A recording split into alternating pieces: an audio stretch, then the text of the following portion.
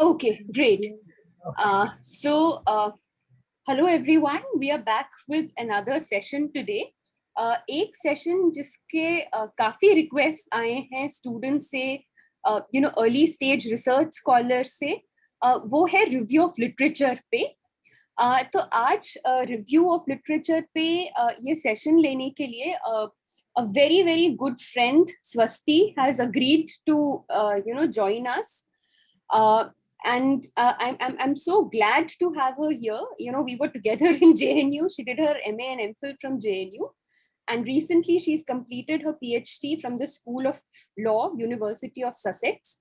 Her work explores the role of law in describing the affective and aesthetic experience of living in the city.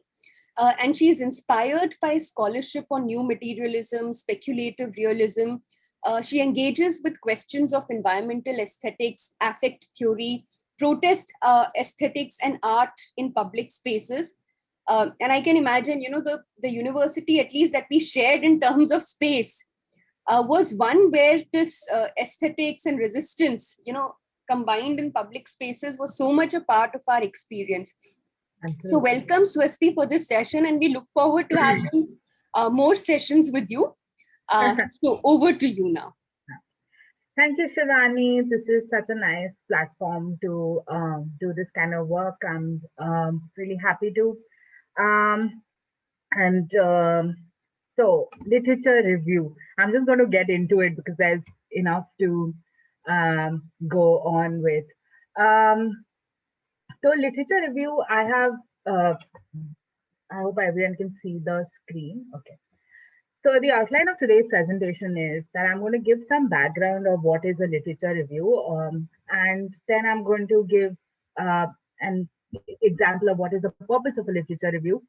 We'll discuss the timeline of where the literature review goes in terms of your research. So different research subjects have different, excuse me, my laptop battery is very low. I just realized, sorry. Yeah, so where in your research does the literature review go?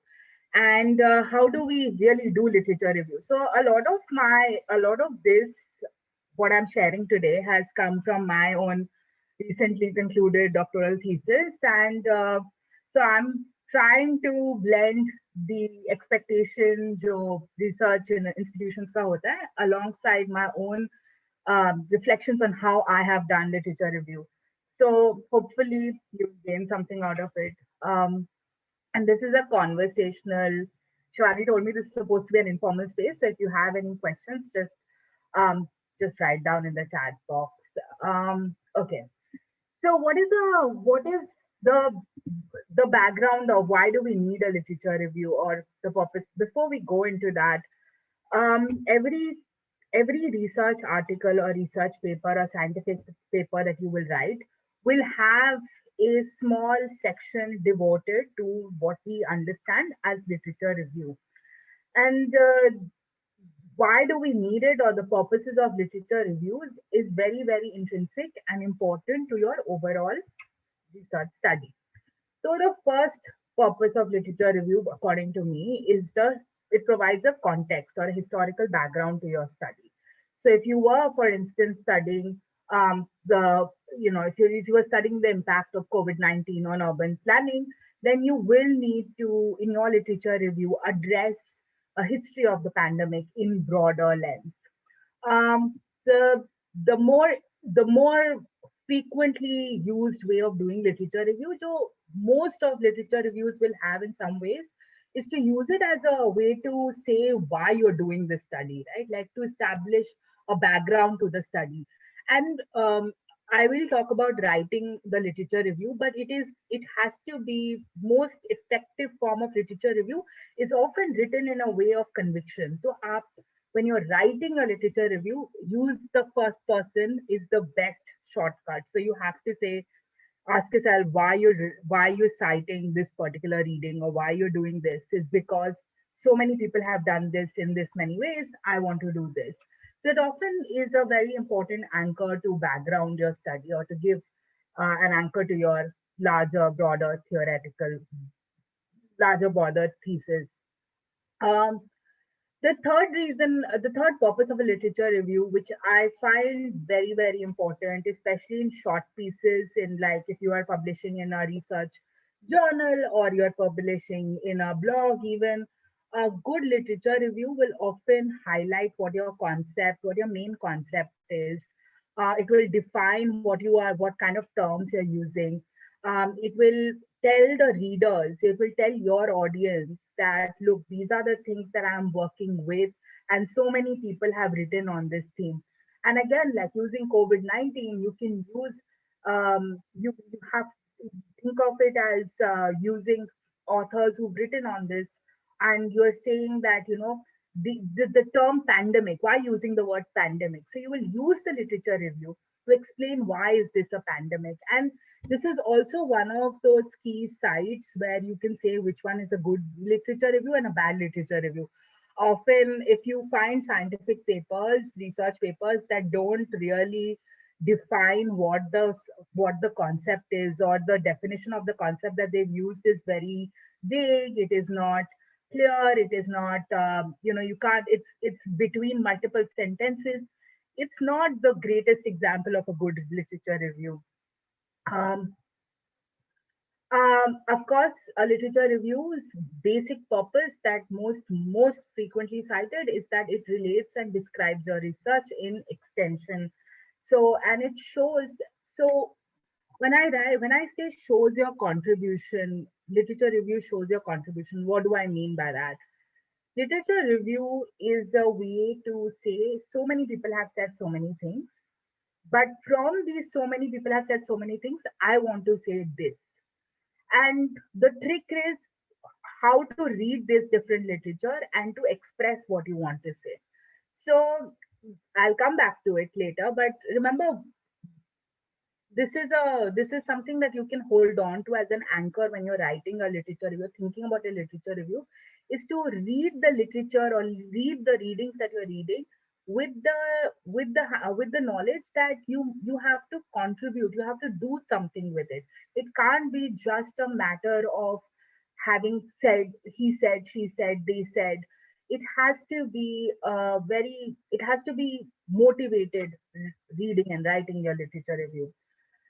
And the last bit is actually the way you should think of the literature review in relation to your larger, broader research area.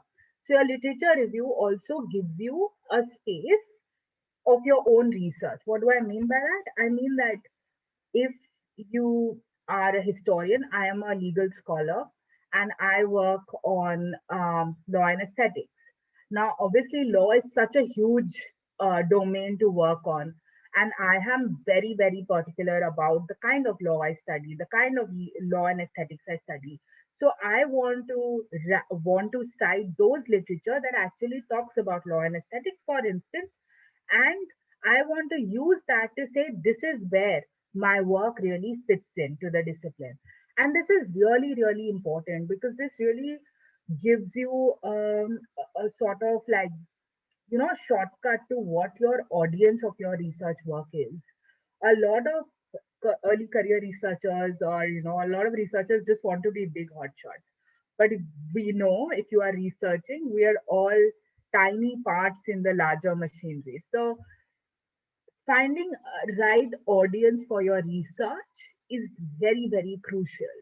You will have to you this is where, especially like if you're doing a PhD or a doctoral level work, you would require, even if you're doing a master's thesis or an MPhil thesis, your research should be able to speak to a very niche audience.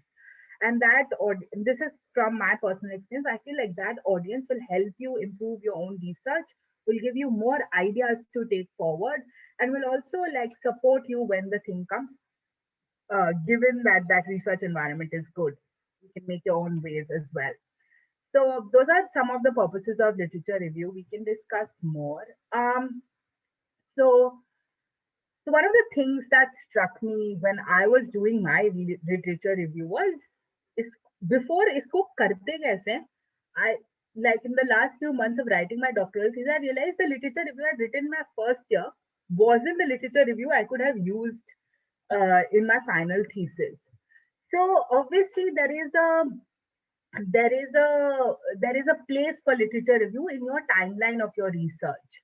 If you are doing a fieldwork based research, like I did, um, my literature review, pre-field work, post-field work, and in the final thesis were three very different kinds of literature reviews, and they proved, or they had some influence in how I thought about my research.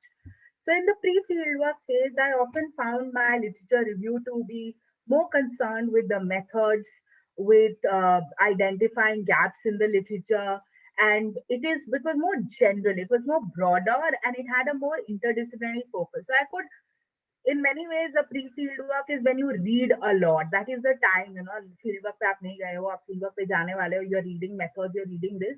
Your aim at that point is to read as much as you can. And the very crucial, whatever you read, you have to write it down somewhere. And in my doctoral thesis, I had, in my first year, I had to present my literature review at the end of first year. I thought it was a very very good way of making sure that मैंने जितना भी कुछ पढ़ा है, I'm able to put it down on 2,500 words or 3,000 words. Very useful to also help me think about what is it that I'm going to do in the field, which is why I've mentioned that it, if at this point you start reading about research methods, about how to do things, when you are writing your final thesis, those things can also come up in your literature review. Those things will also help you in your analysis. Those things will also help you in reading more literature. It will help you become more niche or nuanced in your reading of literature. So this phase, this pre-fieldwork phase or the pre-empirical case study phase, is actually used for reading as widely as you can and writing as widely as you can without really thinking about, does it match my research questions. I will tell you why research questions are very important literature review in a few slides. In the post fieldwork phase, your literature review will start taking some form and shape. One of the forms and shapes it usually takes is that after you've gone to the field work, you've done this empirical data, you've collected all your data, you have your literature in front of you that you had written previously. So you have a very solid foundation in your post field work. And your post field work phase will have like very large sums of data and large sums of your literature. The trick is now to really say whether that data that you've collected, how does that data influence and changes your perception of your literature review? Why is this important? Because जब आप data collect करके वापस आते हो and then you look at your literature, you'll realize that your literature doesn't speak to these things.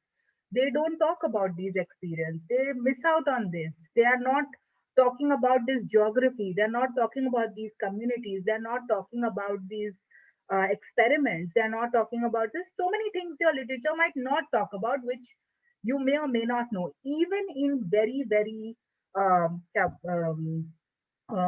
very, very focused literature reviews that you might have done. For instance, you were looking at the role of mosquitoes in the month of June in Delhi or in July during monsoon.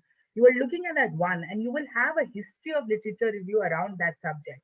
But once you do your empirical work, once you do your empirical data collection, you will realize that even that is insufficient, or you can add to it, or you can make it finer, or you can make it better. So the post fieldwork phase, where you have your fieldwork data, really helps to bring out the more analytical focus of your literature. To bring out more focus of how to organize this literature. All of these things will become clearer hopefully at the end of this. And your final thesis is really your writing phase of the research. And this is the phase where you are done with everything. You think you are done with your literature review, you have done with your theoretical framework, your research methods, everything is on plane. And then you are like, then you want to just give it an edit. You want to really see if every part of your work, even in a small paper, there are sections that has to be brought together. A literature review really is a great place to think, okay, this person said something here and I've written this in the literature review. Can I write this person, or can I expand on what he says here in this chapter it will make these two chapters come together very neatly or very nicely. And that I think is, in that really helps you to get the red thread of your thesis, to see what is the one thing that connects all your research elements. I keep saying thesis, but if you're working on a research paper as well, think of different sections coming together through a red thread. So I really feel like having clarity that your literature review is very organic, it will develop as you grow into your research, is a is a process. It's part of what you do as a researcher. So your phases of your literature review should reflect that growth in that process. Sometimes, most often than not, when people are doing their PhDs or their master's thesis or their MPhil thesis, they'll write their literature review and leave it be. And when somebody is reading it, they realize that their data that they've collected actually matches really well with the literature review, but they haven't made these connections. So why is that? That's because a lot of times we think that a literature review ka section ho gaya and that's it, done. But I really believe that literature review is one of those places where you can really bring out a lot more nuance to your research. So that is why I think that having this kind of pre-field work, post-field work thing helps. In a non-fieldwork based research, which is basically to say in a research which is more theoretical, a literature review plays similar but little bit different role in your thesis. So if you're working on secondary data and your work is more conceptual, more theoretical, secondary data, say you're thinking about issues that you're not really going and doing empirical work, your literature review actually becomes a muddled mess, and it becomes a muddled mess because you're not able to make a difference between where does your data start, where is your research method, where is your theoretical framework, and this, and you have to use your literature review in a way is that you can say that this is my literature review, those are my research method, those are my theoretical frameworks. These three things are very different, at least in your head. Even if your writing shows these overlaps, in your head you have to be very clear that literature review is actually a very dedicated section of your work. But in a non-fieldwork based research, sometimes we tend to overlap the framework with the review, with the methods, with data collection, all of that.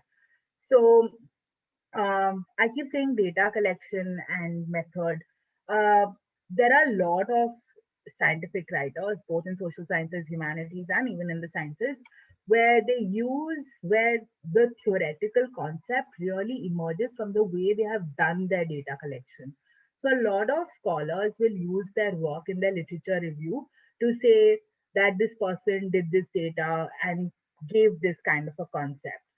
What we don't realize as researchers is that sometimes unconsciously we are using the way they've collected the data as well, but we are not making a note of it.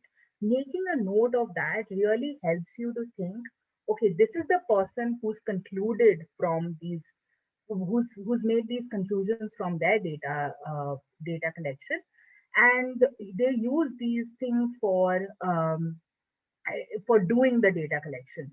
Having these two very different but similar things in your mind really will help you do your fieldwork and write your literature review. So, just to give an example from my own thesis, um, at some point I had forgotten what is a methodology and what is a method. A methodology is a theoretical framework, and what is method? I'd completely forgotten that because a large part of my thesis was completely theoretical. It is philosophical, theoretical. I'm using all white Western men talking about concepts of law. And I had forgotten how am I supposed to, and I had this whole idea कि नहीं मेरे को तो field work करना है. So I have forgotten what my field work was, or how I'll do my fieldwork. And it took me a lot of time rereading my literature review to realize that actually the concepts are great. I'm very persuaded by them, but I'm more interested in knowing how they are doing this work or how they have done their empirical work. And when I started revisiting those things, I figured what my research methods was going to be. There are very fancy terms for all these things, but I understand it in the way that I have approached my work. But this is basically what somebody would call hermeneutics, right? So you interpret, you see, you interpret how things are being done in an author, and you separate them so that you are able to analyze. But the point is that in a non-fieldwork based research, your literature review should be separate, distinct from your research methods, from your theoretical framework. And of course, one of the things that people often make in a theoretical work or in a secondary data led research work is that they're very repetitive. So your literature review should avoid repetitions.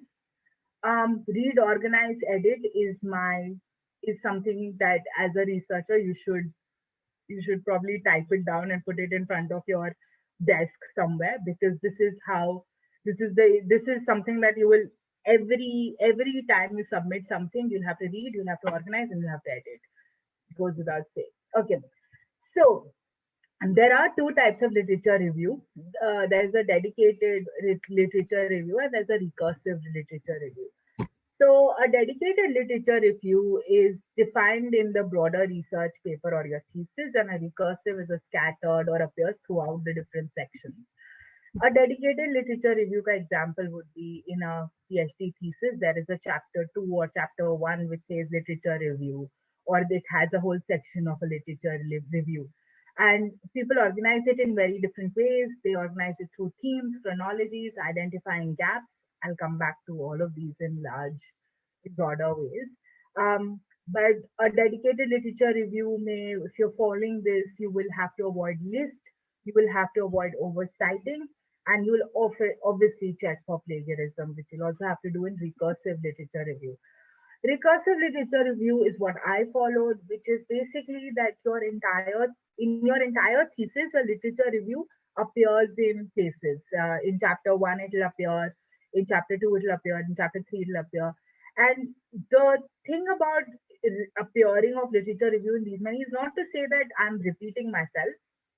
In fact, it is to say that in every chapter, I'm introducing something new. I'm introducing the readers to think about something new, and that something new has a whole broad literature that I couldn't have written in my first introductory chapter. At best, and this is what I've written here, that your main introduction, then, if you're following this method of scattered literature review, where you're bringing if it's a very interdisciplinary study, suppose it's working on history and you're working on physics and science. So if you're using history and science, they are very different studies. And if you're organizing your work in different sections, in different chapters, you realize that your literature review is different in each of them, in each of these concepts. So in those cases, your introduction should have a very generalized overview of what you're intending to do in the chapters that follow. So your literature review then will not be the the meat, so to say, of your first chapter. Okay. I've used the word theoretical framework. What is the difference between theoretical framework and literature review? There is a lot of difference. Um, and I'm saying it with like emphasis that there's a lot of difference in theoretical framework versus literature review. In a theoretical framework, usually you will have you will have a very clear justification for why you're doing your research. You'll have it is, think of it as the foundation of your entire research.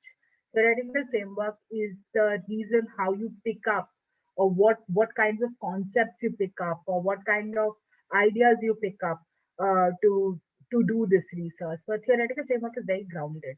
The literature review can be a far more um, picture of the lay of the land, it has to say the lay of the land. So the relationship between theoretical framework and literature review is very interesting.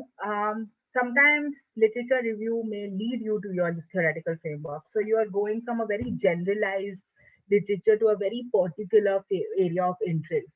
So you might be thinking of a very, very, very, very big topic like federalism, or representation or democracy, and you're just making, the first part of your literature review only consists of broad brush strokes of what this concept means. And then as soon as you start getting closer to, your own idea of where you want this literature review to go, you will see that your theoretical framework starts to emerge. It starts to come out. So, for instance, if you're working on democracy, you will want to work on representational democracy. You will want to work on the representation of a particular marginalized community. Then you want to work on marginalized community in urban areas. So, this chain of thinking actually you don't realize is taking you to your theoretical framework. So sometimes literature review in that case, literature theoretical framework is part of a literature review, but it appears later in your literature review. So even when you're writing it, it'll appear later. In boxed literature review is basically saying that your literature, you're so clear about your theoretical framework that your theoretical framework is similar to your literature review, and vice versa. Sometimes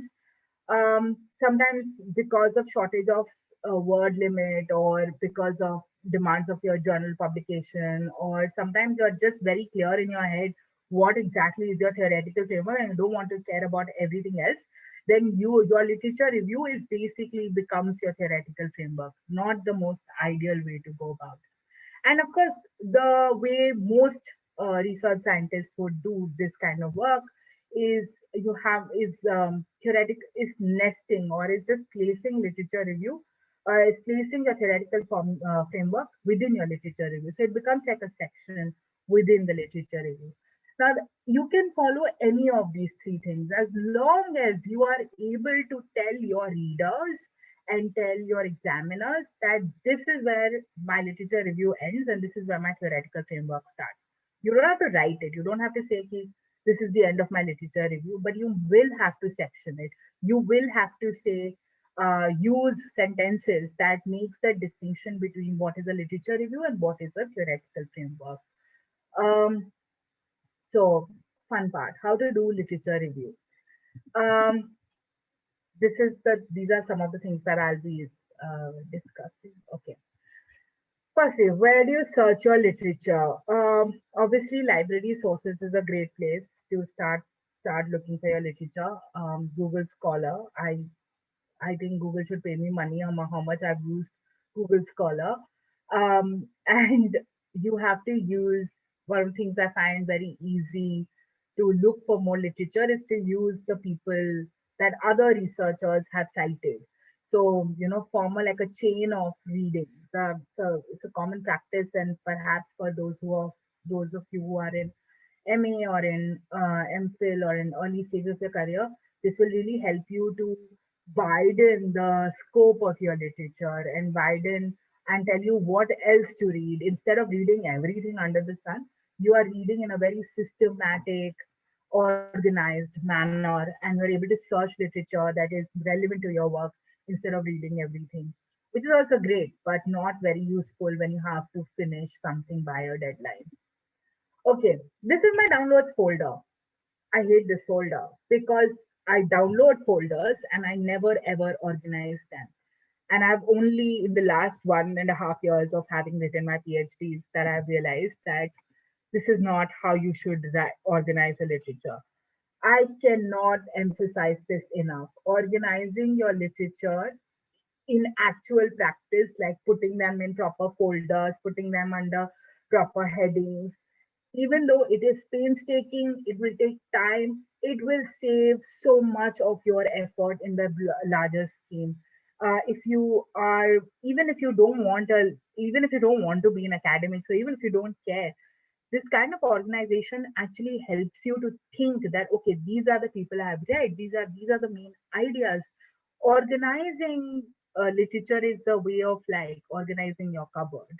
And because we have Google Scholar at our disposal, we end up downloading tons of things without immediately putting them in the right folders. Put them in the right folders, and once you start making the folders, you'll start noticing that you have themes emerging. You have like these keywords that are emerging. All of them are going to be useful when you're writing your literature review.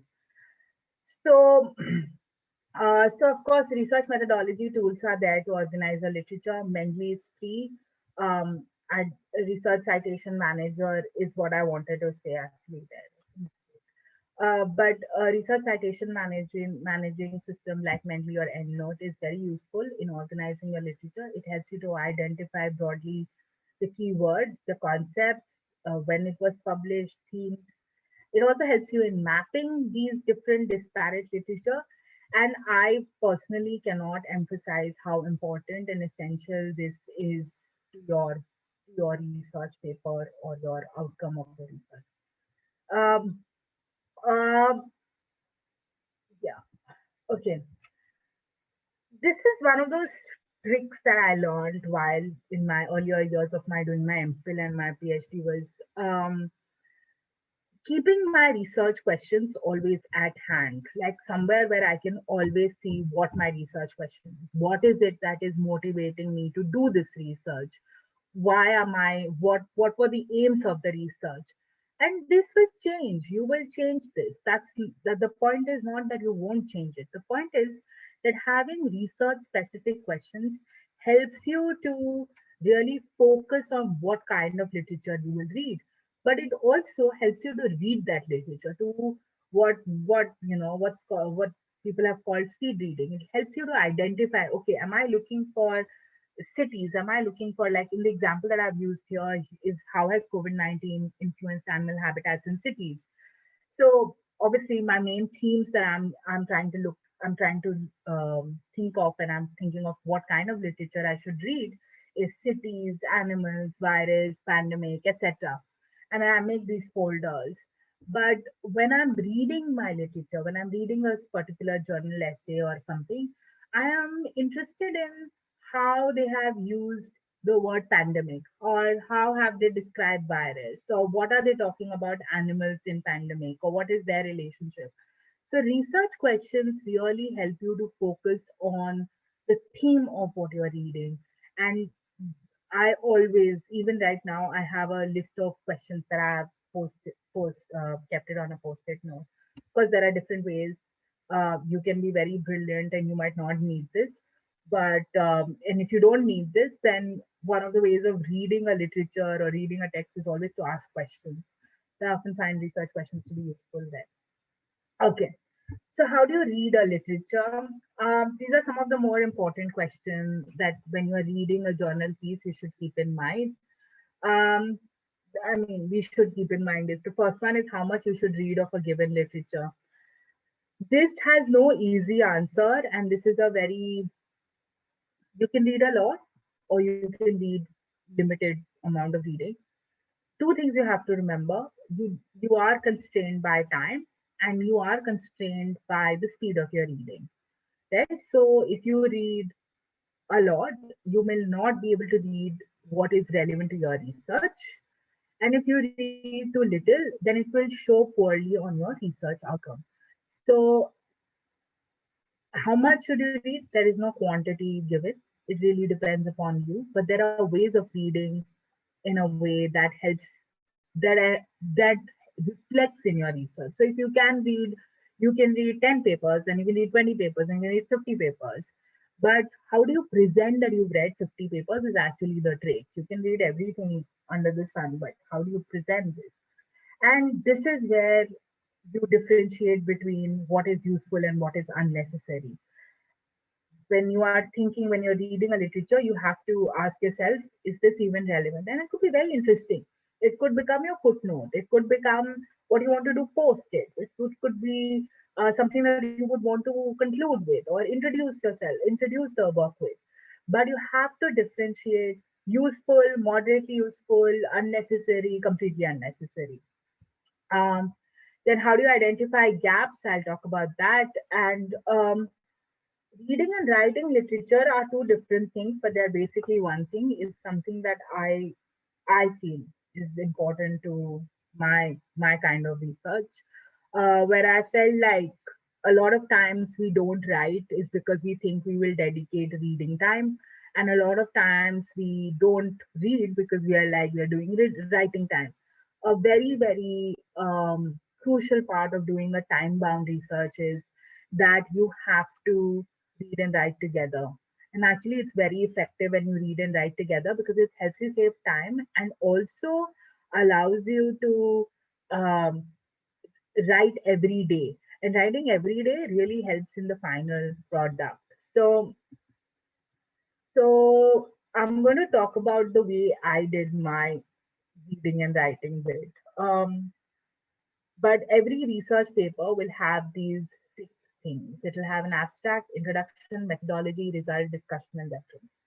More or less, even in a highly conceptual, philosophical, theoretical work, they will have these six things. The abstract in older, I think abstracts are there in every research paper. And abstract usually helps you to understand what is the research question of the author.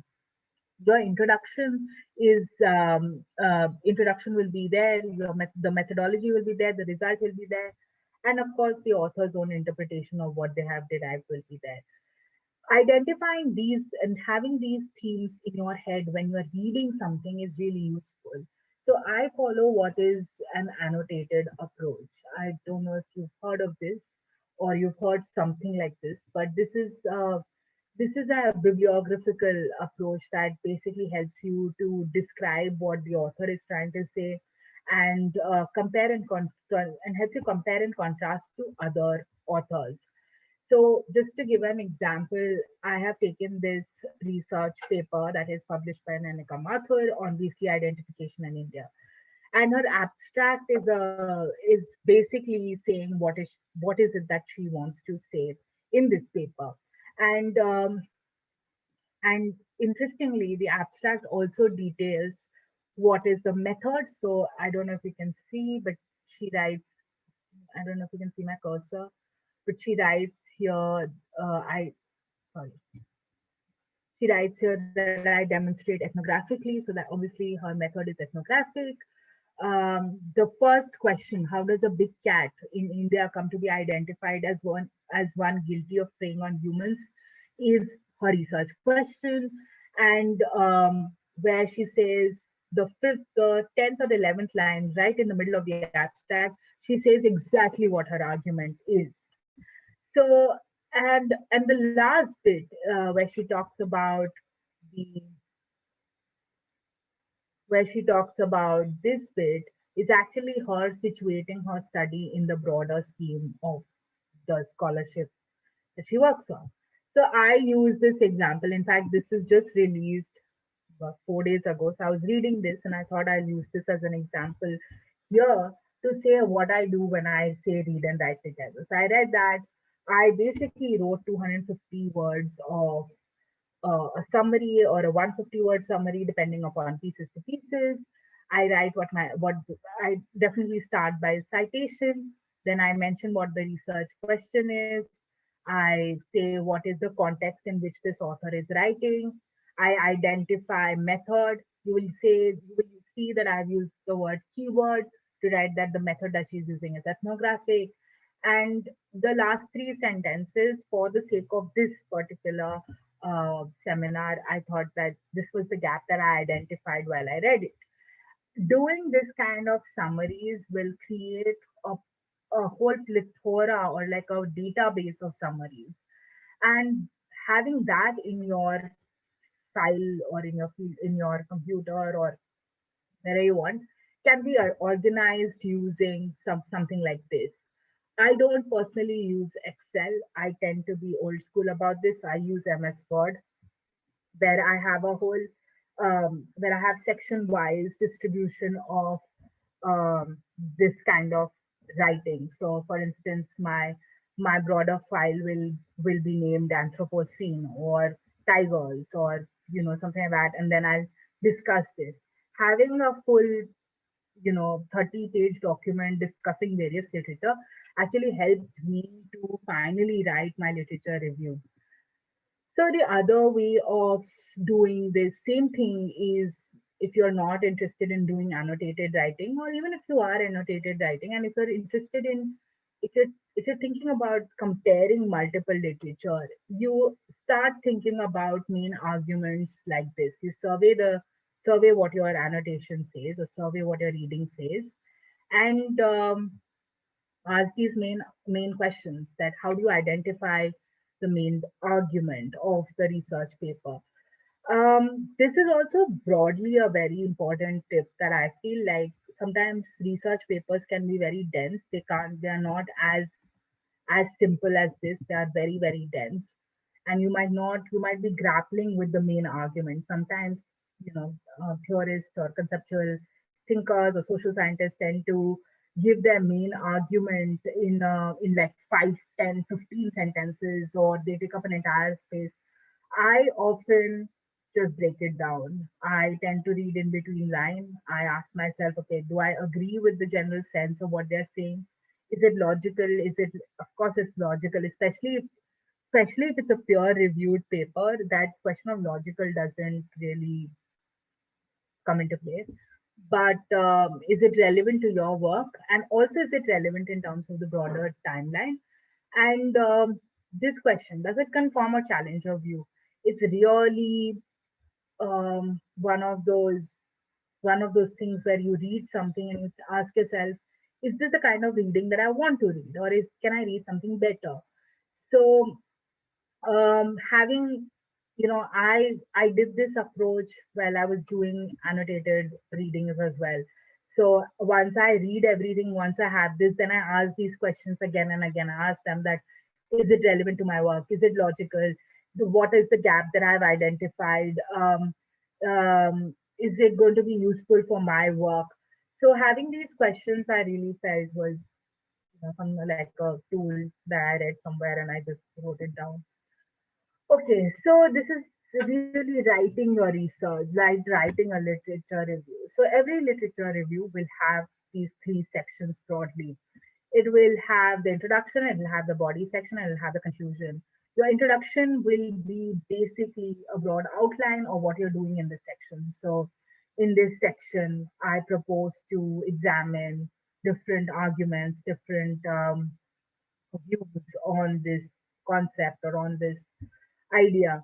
And it should also reflect your background interest. Like, for instance, in my research, I wanted to look at how street lights are managed in urban cities. So my literature review literally started with, why am I thinking about this object or um, this particular artifact on the city. So it can be anecdotal, it can be very personal, it can also be reflective, it can also be a newspaper article where introduction should really grab attention, that this is where she will start examining different themes of different authors and scholars and researchers. Okay, the body section will include your main literature. How have you cited it?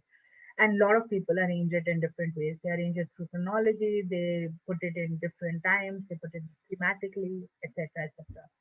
And the next few slides actually deal with the body section. The final bit is the conclusion.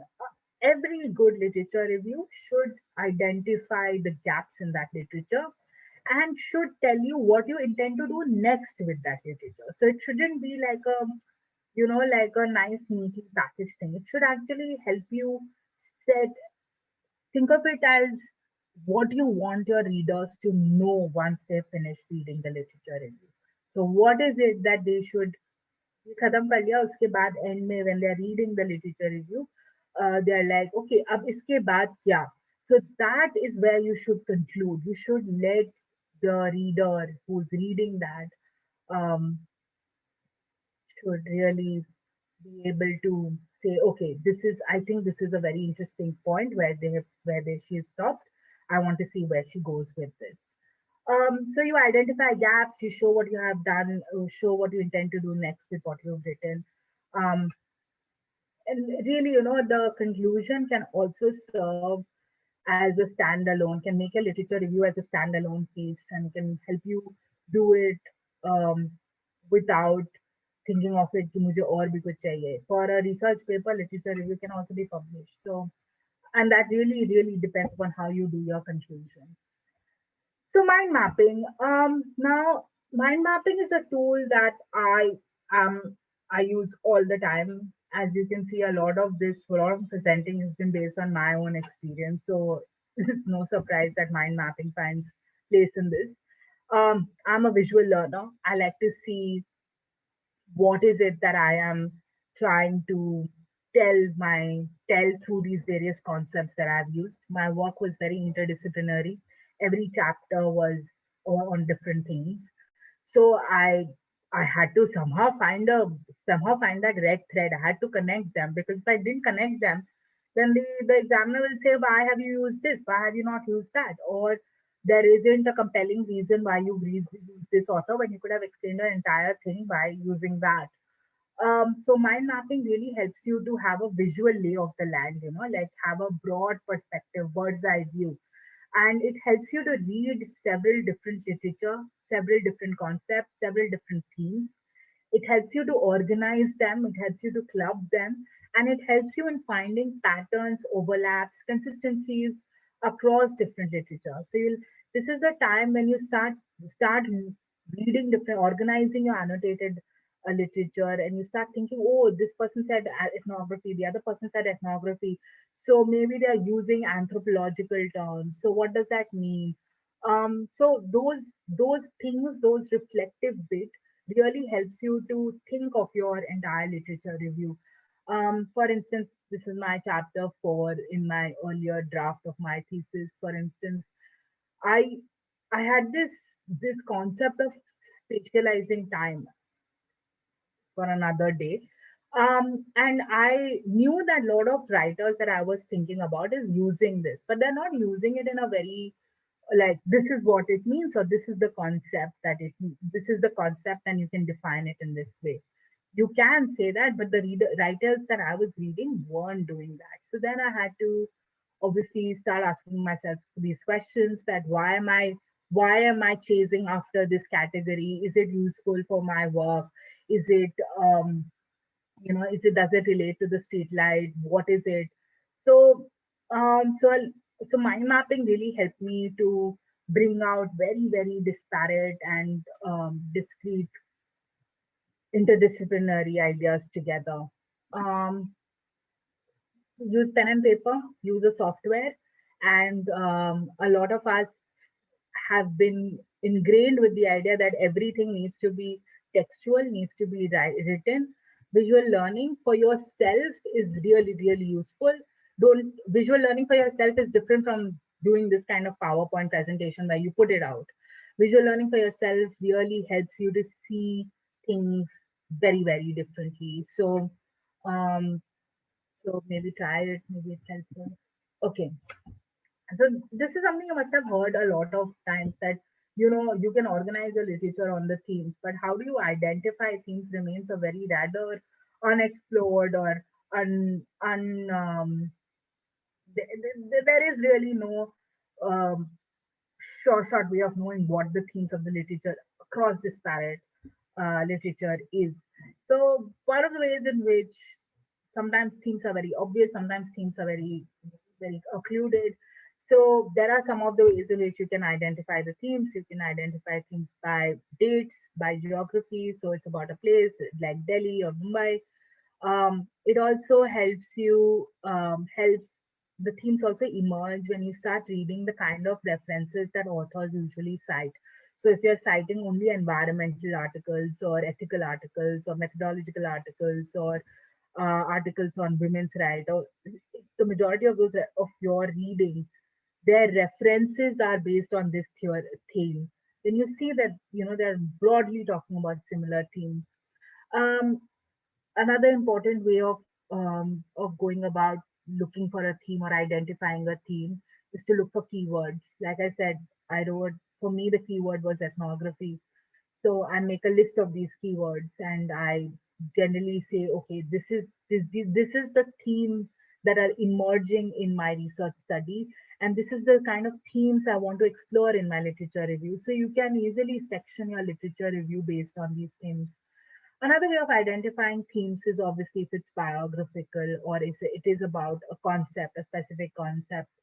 Um, Another thematic representation would be saying if the authors that you've chosen pursue a similar kinds of research methods, or tools that they're doing is similar. So in visual studies, for instance, the photography or camera is a thematic, is a theme that runs through, and a lot of authors have a lot of opinions on it.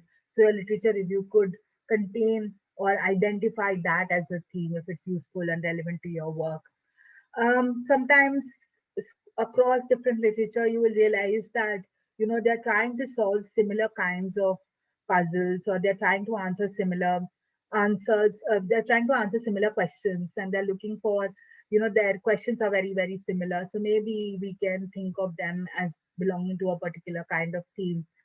And sometimes they're constrained by similar things, so they don't want to look at certain disciplines, or they can't look at certain disciplines, or it's not quantitative, it's not qualitative, whatever, one of those two.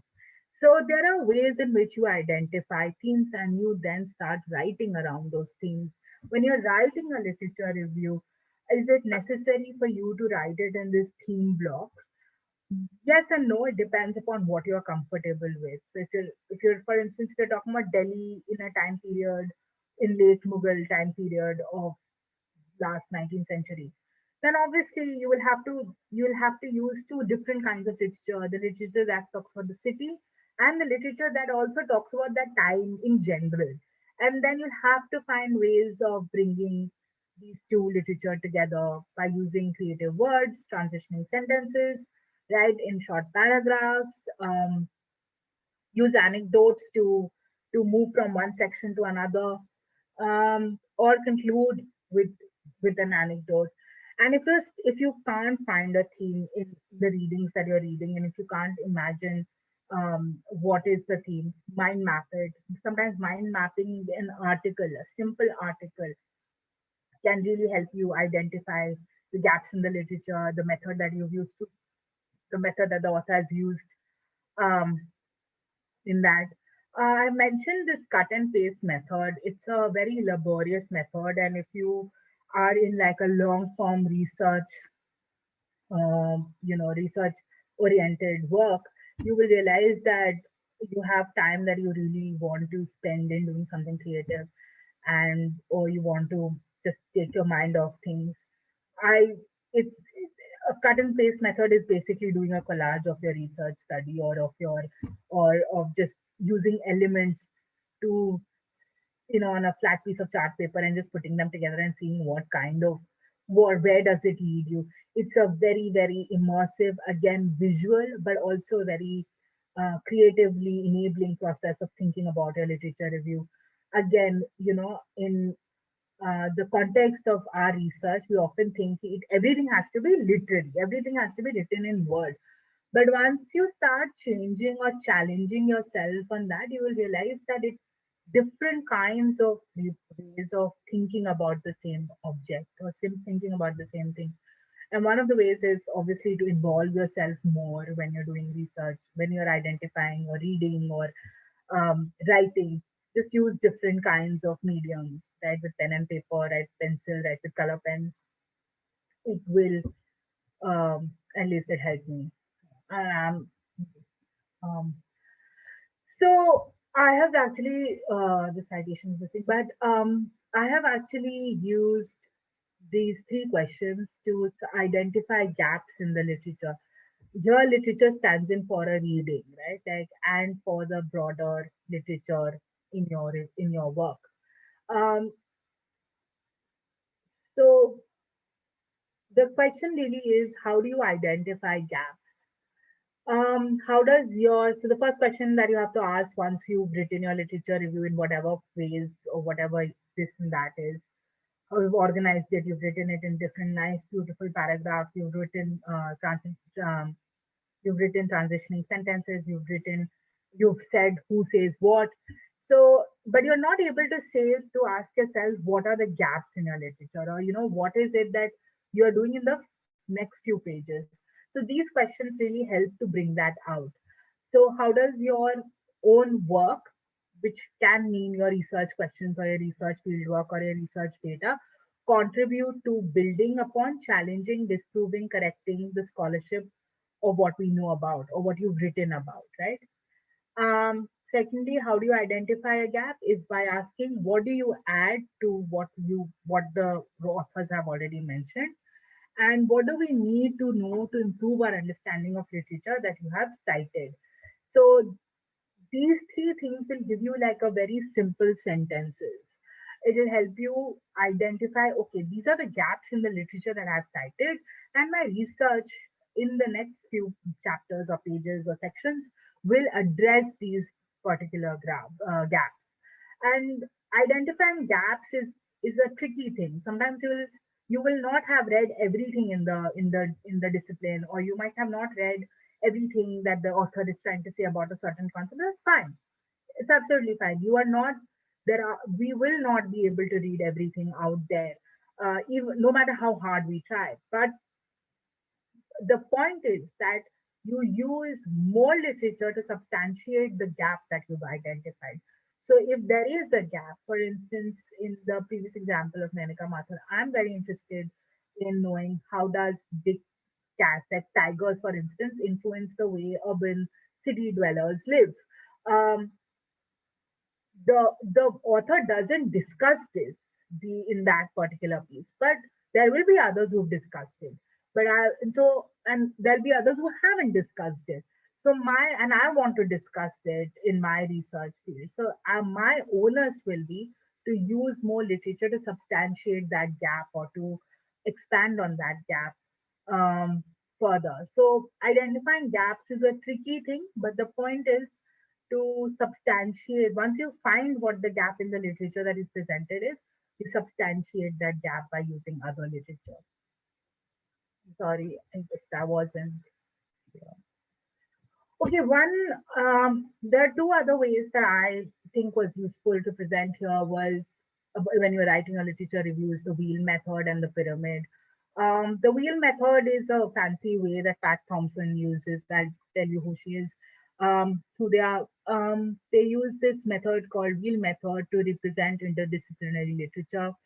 And what does that mean is that you want different kinds of literature to speak to a particular concept or an idea or a method or whatever your persuasion is, and your originality of your work really or your literature review is going to shine if you're going to show to your readers that the originality of the research is not so much as in the research question, but in the way that you've brought these different elements to work together, and you've proven how they work together. So I feel like a wheel method is useful when you're dealing with interdisciplinary research, and you have the key here would be to evaluate each of this literature reading in relation to one another.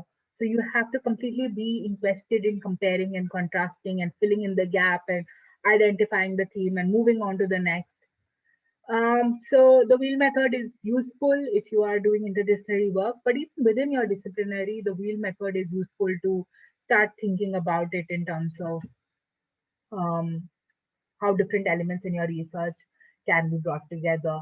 And the way that you bring them together is the originality of your research. So finally is the pyramid, which is basically what I've mentioned earlier also, but the pyramid method helps you write a literature review in a way where you start with a very generic statement and you start narrowing down towards your theoretical framework or towards your research questions or towards your chapter plan or whatever next section. So it goes from general to particular. And writing a literature review in this actually tries to show the reader that you've read, you know the scope, you know where this literature is based on, where you are placing yourself in relation to that literature, but you are really focusing on very specific particular things. Um, and then you are basically you need to show in the pyramid method that your research is shaped and framed by other events, practices, people, and policies. So it's almost like, you know, cleaning out the way to reach to what you really want to say. And whatever you clean out is the reason why your literature is useful. So why I'm saying that's why your research is shaped or framed by events and policies outside. Um, How do you select your readings? I have written how old is the source, but in like, unless until you are organizing a literature review in chronology, that really doesn't matter. How reliable is it? How influential it is? The quality and the provenance. Um, Usually, reliability is if it's a peer-reviewed work. Obviously, it's reliable. But even if you're citing from a website or a blog um, or Twitter or Facebook, then you have to qualify that why you are citing this literature, why you are saying that this literature is important. Um, yeah. So the quality and the provenance really depends upon where it is published originally. Um, how influential is it? Well, this is a tricky thing. How influential? Sometimes the greatest writing is when you explore unexplored research. But you have to see the theme that they're talking about and ask that question, right? So how influential is it, is the research theme that they're talking about, and then make your assessment. And of course, I haven't spent too much time on this today, but I'm hoping everyone knows what is primary reading, secondary reading, or background reading. Of this These three things will actually end up framing how you write your research. Quickly, background reading is generic reading. Readings, this is the kind of reading you do in your first year or in the initial phases of your research. Your primary reading is obviously reading that is really related to your research and really affects your research outcomes. And a secondary reading support the evidences that you gathered in your primary reading. So once you have this, then when you're writing a literature review, you know how to put them together or different. So you start with the background, you start with the secondary, or you start with the background, you move to secondary, and then you go to primary, inverted. You can start with background in general and then start discussing primary straight away, using the secondary to substantiate the primary. You can think of theme as a background condition and a very particular event as a primary or secondary condition. Um, a lot of us read a lot, um, and we tend to read and we don't write. And we think that we remember. Don't do that. Use your mobile phones, use a notepad, use your computer, use Facebook, use Twitter, whatever you want to say, but write it down. Write your reflection somewhere. Even if it is a minor thing, then I don't think I agree with this. Write it down somewhere. Bookmark it. Writing has to be, both reading and writing has to be a practice. Um, and I'm still learning, not perfect, but it's really about moving away from that. Oh no, I remember this, I read this thing, I know what they're talking about. Don't do that. The reason I shouldn't do that is because when you really are writing, you are struggling with words. And sometimes the best words you get are when you are sleeping at 3 in the morning and like, oh my god, I know exactly what I want to say. So don't do that. Stick to it. Um, so, he said, she said, they said, these are some of the words that often will help you um, go from one sentence to the other, go from one paragraph to the other. They argue so and so, they propose this matter, they demonstrate, they conclude. Um, One of the tricks of struggling with language when you're writing an academic work is often just not knowing how to write something. Um, when you are reading other people's work, when you're reading literature, sometimes they will use words in a particular way. They will ask questions in a particular way. There is no harm. There is no rule against why you would not make a note of it. All of us work differently. All of us express things differently, even if we are talking in the same manner. Sometimes we like what they are saying. Sometimes we like the style in which they are saying. So I have this habit of like writing. I like the word, the way they've used the word, or they've used a phrase, or they've used a sentence, they've constructed a sentence, or they have, used the word illuminated, which is not here, or they've used the word described, or something that really catch my eyes, especially in repetitive, like writing like real thick literature review. You realize how much you will repeat your words. So to avoid that, some of these the words verbs may be useful. Okay, So finally, overall literature review should use paragraph to build an argument. I insist that when you're writing a literature review, you write in shorter, more concise paragraph. A paragraph will help you have more control over what you want to say. It will also help you not write extended sentences. And sometimes even if you want to say something really impactful, something like this is so important, when you write it down simply, it's the best way forward. Or at least as a reader, I would appreciate reading something which is very simply written down. So having that in the paragraph really makes sense. But writing paragraph also means that it's up to you to connect your paragraphs. And when you're writing paragraphs, remember the last sentence should somehow link to the previous sentence, and the next paragraph should reflect upon something that you've said in the previous paragraph. So the connection has to be symbiotic. It can't just be they said so and so and so and so, and then they said so and so. No, you have to use. I'm sorry, I didn't use an example. Maybe when we have time, I can discuss this. You have to use a transitioning sentence that will establish what paragraph connects to the next paragraph. Easiest way is asking yourself if that second last sentence that you're writing of the paragraph really flows into the next in the first sentence of the next paragraph, and these two paragraphs are talking to each other. And you have to do that with every paragraph. That is what we really do when we're almost at the end of our research writing, when we're ready to publish, submit, whatever. We're trying to just make sure that every aspect of our literature is talking to each other. And in the final bit of your literature review, in your final bit of your, or sometimes when you're writing a longer literature review, you have to pause your reader. You have to tell your reader to stop and say, and give them a summary of what you've explained before. And that is basically, think of it as like these pit stops in your literature review, like those petrol pumps where you just stop and you take stock of what the situation is and then you move forward. So providing concise summaries really helps you to for your literature review to come across as, as comprehensive, as coherent. Don't hesitate from using simple sentences. Don't use um, complex words and sentences if you're not clear of it. Sometimes you can use first person and you can say, um, in this paragraph I intended to do this, and in the next paragraph I want to take it forward. It's absolutely fine because it shows that you are clear about why you're using what you're using. Of course, your examiners or your teachers or your mentors, supervisors will have very different approach to this. They will say that don't use the first person. Fair enough.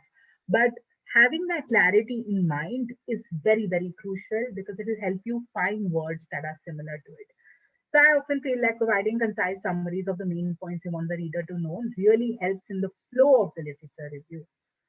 Um, so, um, what does a good and what does a not so good literature review do? It analyzes information, synthesizes information. Good literature review analyzes information, synthesizes information, evaluates information, is well cited and supported by references, which is why the annotated bibliography that I used here, it starts with the citation. Citation is, and if someone can tell me what is missing in the citation, um, the citations are really important in your literature review. A lot of times, bad literature review will often have no citations or miss citations or otherwise. When I say analyzes information by finding evidence, it's exactly the things that I've spoken about. Analysis includes reading and reflecting upon what is it that you're trying to say, why you're trying to say it, using research, using other literature to support your argument. Critical analysis is a different. I need a separate seminar for it, but to like put it in perspective, a critical analysis is really trying to arrange your literature in thematic order. And when you present your work in theme, you are able to say why does one author follow the next? Why does the second author follow the third? When you're able to show that why have you arranged these authors in these many ways, you will start seeing your analysis coming up. And again, analysis doesn't have to be that you have to figure out the solution to a problem. Analysis really has to show that you have read this reading, you found this reading to say this is the method that they use, and whether or not you are convinced by it or not convinced by it. A critical analysis or more developed critical analysis would take this forward, would use other people to substantiate why this author is lacking this or lacking that. Synthesizes information by compiling information in a different way. This is basically the organization of your research, of your literature review. Evaluates information to support an argument. You This is where I said identifying gaps is important, because gaps helps you to identify the information that you've had collected from the literature review, and how you will use it for your research purpose. Um, and like I said, a well-written literature review can be published um, by itself. Um, I have written the word poor, but not a very good literature review or a poor literature review is very descriptive. So this is something that you can avoid, right? Like, I mean, the reason why they're not so poor is just to tell you that ये सब चीज नहीं करना है. You don't have to make your literature review just descriptive.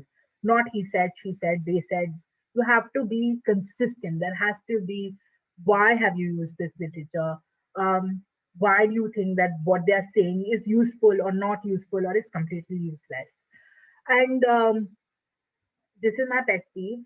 I hate it when people overquote someone or oversight someone. And the worst is when they write in their literature review a citation, but they don't connect it. It's even when you're using citations and quotations, the rule of paragraph follow. The citation should connect with the first sentence of the next paragraph. Otherwise, you don't need that citation. That citation can go into your footnote, can go into your endnote. You only need citation and quotation if and only if they support the argument. Um, or it's something that you use it to open your literature review, like in your introduction. You can use citations or you can use quotations to express more evidently what you want to say, but don't overdo it. A very thin line between too many citations and too less citations. And you have to assess for your own discipline what that thin line, or where does that thin line go. There are two blogs I have followed throughout the last 10 years of doing some form of research work. Pat Thompson and all. I follow these two. They have tons of resources online on how to evaluate, how to do quantitative analysis, how to do qualitative analysis. Identifying gaps in the literature is actually by Raul. Raul. And these two books I've also used in this is um, Jana Ridley is an excellent book to have, and I think it's available on Google Scholar if you see it. Um, yeah, just that there's a hesitation when we think about doing literature review. A reading method is that we don't want to read more on it. I was telling Shivani this before I started. I think it's every time you start something, having these simple notes to yourself, or how they, having these books or these blogs really help you to actually get your research work done. So hopefully that is helpful. Thank you.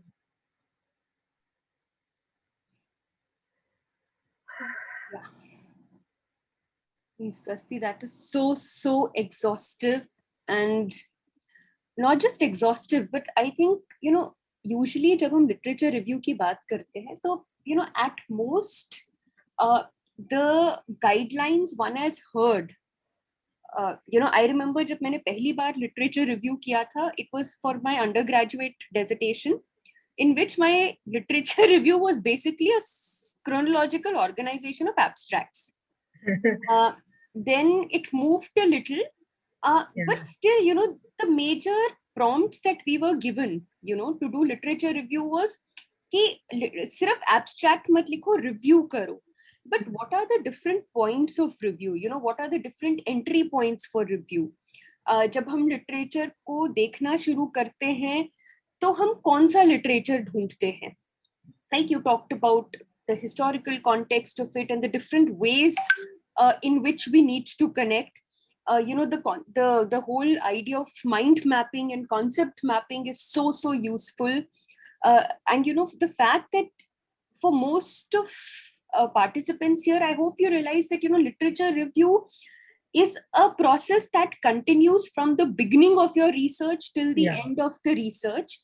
And your research questions also, they don't really precede literature review. You have guiding questions, but your research questions also become more nuanced as you engage with literature. And through the process that, Swasti really elaborated well, you start identifying the gaps, right? So that's how your questions would become more nuanced. And I couldn't agree more that, writing, note making, especially when you're talking about research, academic writing, they just have to become a part of your habit. क्योंकि आप इतना सारा चीजें पढ़ रहे हैं, कुछ चीजें हैं जो मुझे जब मैं पढ़ती हूँ मुझे लगता है कि क्योंकि ये मेरा रिफ्लेक्शन है मुझे याद रहेगा. But it's strange sometimes when I go back to my Xeroxes, जहाँ पे मेरे को आइडिया आया था और उस टाइम मैंने लिखा. It's actually true that sometimes I'm surprised to read my own idea, because it struck me at that point of time, due to a certain experience, जो अगर आज मैं पढ़ूं मुझे वो पहला आइडिया नहीं आता है. So actually sometimes, when reading again, it's not just that I learn more, but it also, I find that some of the things that I registered that time. Yes, Nikita, there will definitely be a question and answer session, and I think we'll move to it promptly. There is one question before I forget, which came on the Facebook Live. So if any of you have joined only through Facebook, please do post your questions there also, because I'm reading them and I'll share it with Swasti. So Nikita, do share your question, and meanwhile I'll share this question, Swasti, that came on Facebook, which is, how is a conceptual framework different from theoretical framework? Are they the same thing or are they different? Shivani, you have more experience. Just from my perspective, the conceptual and theoretical it's literally to do with the words that you're using, concept versus theory. The difference actually is in why do you want to use conceptual framework over theoretical framework. So if you're using conceptual framework, you mean to say that your research has to do something with a specific concept, right? Like you're using a specific concept and you're using it to explain. So in that case, you can use conceptual framework. A theoretical framework is literally some sort of a extended theoretical framework of other people working on something similar to your topic. It doesn't have to be conceptual at all. So for me, the difference is quite marginal, but I don't know if Shivani agrees with it. I agree. In fact, I am also sharing in this chat box a PDF file that some of you may find useful on theory, theoretical framework, and conceptual framework in literature review. And like, Swasti is saying that though there are a lot of similarities, one important difference is, that when we talk about theoretical framework, largely you're drawing from a theory to kind of contextualize the major concepts of your research. It's the framework that you use for analysis, and you're taking something from existing body of theories, right? Whereas a conceptual framework, it could be, taken from a theory, from a group of interconnected theories, or it may be something that you come up on your own, which Yeah. shows the relationships between different concepts that you're going to use in research. And it also involves, some design about how you will collect data, what you will do with data. Is there is a framework for you to analyze it. So conceptual framework goes just beyond. I mean, it's not just from a given theory. It may be something that you develop on your own if you find existing theories not really helping you understand, and a lot of people do that for their research. Yeah. And this document that I have shared here in the chat box, and I've attached the link of this on the Facebook, the comment section of this live stream also. So it's a useful document to see what a theory is, what a theoretical framework is, and what a conceptual framework is. Right. So Yeah. hope that helps. Yeah, I think some questions would be coming in. You can either unmute yourself, Nikita, or share it in the chat box, whichever way you're comfortable. Thank you so much, ma'am. First of all, I would like to thank Swasti, ma'am. The session was very detailed, and I have never felt much more clear and confident about literature review before. Another thing, I am a very early at the research stage. I am a first year student in masters, so my experience with research is also very much limited. I have a couple of few questions, and most of them are where I'm seeking just a little more clarity on the topics you have shared. So the first question is, you talked about organizing the folders in which we are accumulating our articles. So, Yeah. so those folders can be theme based, or they are supposed to be keywords based that we are going to use in our research. Whatever, however you want it to be. Like, it could be theme based, it could be keywords, it could be about places. As long as you are clear in that organizing bit, I think that's more useful. It doesn't matter what words you use, what themes you use.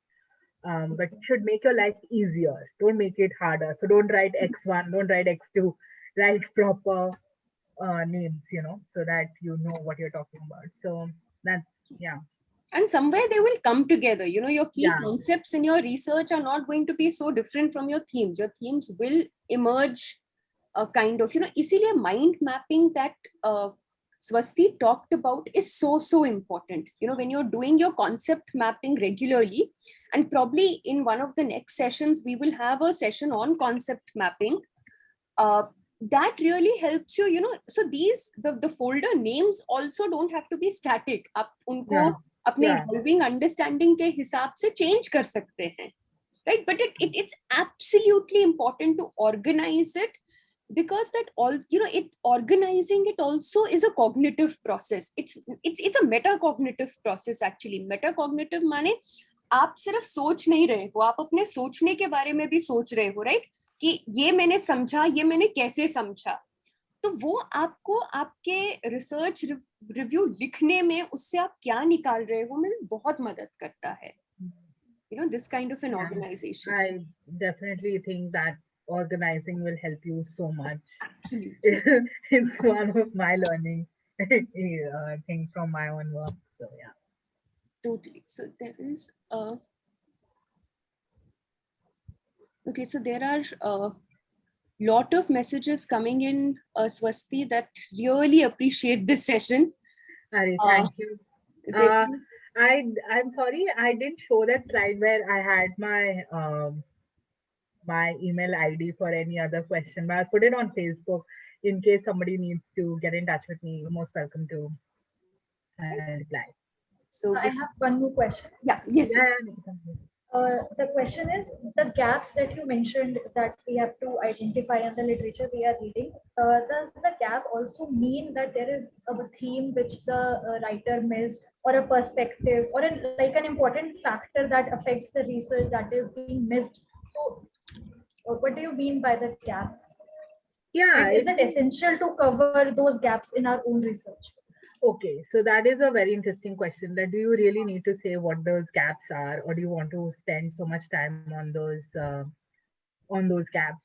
Um, it really depends. If you are able to identify those gaps, it will just show how well read you are and how astute you are in your observation about it. But also keep in mind, identify gaps that actually allow you to do your own research. So don't bring in any new data in that regard, where the gap still holds, the gap is valid, you have identified a good gap, but ask yourself, if after having identified that good gap, do you really need it for your own research? So be judicial with it. You can do footnotes in that case, where you just say that, yeah, this paper also does not discuss this or aspect of the work or that aspect of the research. And and this my thesis or my research does not engage with these questions. I will return to them later. So doing that is useful. Or you can also identify gaps in that sense of saying, in terms of their perspective or their theme. So sometimes a lot of writers end up not talking about marginalized communities when they're thinking about a concept or a thing. So you can obviously ask that question, but ask that question responsibly. Don't ask that question just because that question needs to be asked. Ask that question only and only if it makes sense in your work. And if you think it's important, then footnote it. So yeah, there are a lot of perspectives that, I mean, as researchers, we end up using one theme or maximum three themes or two themes, uh, and we don't cover the entire world at large, so we will miss out something. And that's how knowledge also builds, right? Like we miss out things, somebody else will say it. It doesn't have to be done in a way that, if it is not relevant to your work, don't do it deliberately. Yeah, you will not, there will be things that will be left on the editing floorboard, and that's fine. It's a good, it's a sign of a good research to know where to go. Does that help? Because, Yes, yes, definitely. And one last question. yeah, You talked about when we are reading the literature, we have to keep in mind the research questions. The research question will guide us the way we look at the yeah, literature, the way we analyze it. But we have to, like, we have been given an assignment where we have to write a research paper, and a theme is given. yeah, On the basis of that theme, we have to identify a specific topic and a particular statement. yeah. So the professor suggested that you read literatures first on base of that theme. By reading the literature, you will be able to identify that on what topic, the specific topic you are comfortable writing. And so I think pre-research literature, can you guide something on, like we are not sure about our research questions and we are So reading if you're not literature. okay, so this is I should have included this, but if you're not sure about research question, um, your professor has given you a theme. They've given you what they want you to really look into, and what give me an example of a theme. Just any example. Let's say the theme that they want to look at is pandemic in the cities. Yeah, Nikita, is that, or do you have any other example? Like the theme given to us is democracy and education. Okay, so if the theme is given democracy and education, and your professor has asked you to do literature, you can start by asking yourself, what is it about democracy and education that you might be interested in, or that you think people should be interested in, or you go on Google Scholar, you put in democracy and education, you'll have a series of things, that will be available. You read one, you read two, and then you realize, oh, this is an interesting thing that they're talking about. I like this idea. And then you will take that idea and you will start writing more on that idea, on a piece of paper. Just use a piece of paper and say, for instance, democracy and education. Whose the education are we talking about? Whose democracy are we talking about? Are we talking about India? Are we talking about US? Are we talking about UK? What democracy are we talking about? Are we interested in quantitative analysis or qualitative analysis? Are we interested in um, educating the poor or educating the masses? Are we interested in, do we care about how much the government should be involved in giving them education? And why should education be important for securing democracy? Um, can democracy improve by more education? So you start thinking, you list down these questions in your head or somewhere. It's absolutely all right. List down these questions, and then you go back and you start looking at literature. you will see yourself knowing what kind of literature you want to see once you've done that. Does that make sense? So Yes, yes, that's really helpful. Thank you. I don't know if this whiteboard is kind of visible. yeah, it's visible. Okay. Yeah, so I was just thinking, sometimes it also helps when you're, say beginning on a particular theme, right? Just imagine, okay, are we there? Yeah, I Okay, can okay. see you. Yes. Sure. Right. So suppose the central concept is democracy. You have, you place it here. And what does really help is, just one second. So you have a central concept. You may think about questions in terms of what, questions in terms of what of it, what it is, where, questions of where, questions of how, and see what is it that interests you, right? Questions of what, why, where, how, which ones you would like to explore, the different theories of it. And then, as you from where, it may lead you to some more, suppose, if this is one shorter concept that you have around democracy, then I may want to link it further to which, I'm talking about the first world, the global north, the global south, have it. And then, I keep reading literature and linking, do I want to study a particular where and why, that link, and so on. So as you read literature, you may start with theories of democracy, think of, what about democracy, why or how, which questions you want to explore more, start exploring that. So you'll find that, by the end of it, your concept map would have really developed. There may be some aspects where you fill in more, there may be some aspects that you want to ignore for now. You can see what relationships you'll work out. So that will, this map will keep developing as you engage in your literature review, right? And your questions also, from something about democracy to probably a question, how democracies in global south have changed post pandemic, you will reach gradually to more specifics, right? So I hope this in some way does kind of respond, Nikita. Yeah. Right. So these kind of concept maps become very, very useful, to work on.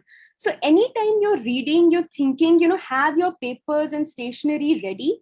I find some of these. So for example, even if I'm thinking of, say, something, I've been given a topic, gender and education.